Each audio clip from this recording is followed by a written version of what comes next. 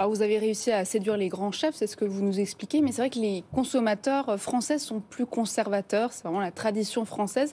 Comment parvenir à toucher le grand public, à séduire, à lever les freins?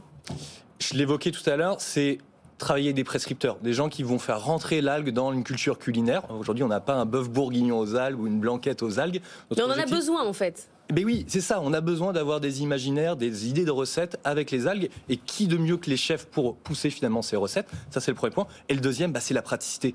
Malgré tout, un consommateur a besoin d'avoir un produit pratique à mettre en place dans ses assiettes, et c'est là-dessus qu'on travaille également. Vous êtes en pleine levée de fonds actuellement, c'est compliqué en ce moment, on a même des boîtes de la tech hyper connues qui ont du mal, ça se passe comment? Ça se passe plutôt bien pour le moment. Objectif, 1 million?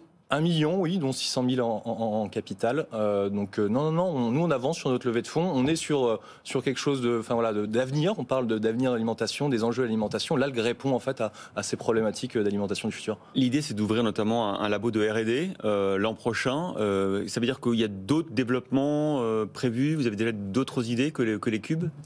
On va pas rester au cube, en effet. C'était un premier produit pour entrer sur le marché qui était reconnu par les professionnels, notamment avec le Ciel d'Or. L'objectif, c'est de proposer plein de produits différents qui vont toujours dans cette veine de praticité, goût et de culture culinaire française. Donc, on a énormément de choses dans les tuyaux pour développer de nouveaux produits.